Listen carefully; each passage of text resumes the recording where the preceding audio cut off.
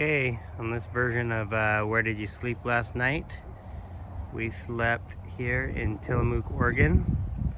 This is a cheese and wine farm that we found again online that said we could sleep here if we parked in the back. It's really pretty. It's right off the highway, very convenient. You can see there's actually quite a lot of other people here. This is the Blue Heron French Cheese Company. But yeah, there's quite a few people.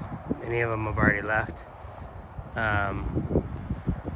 But it's a pretty cool place to sleep. It's quiet, there was no road noise, and made for a very peaceful night's stay.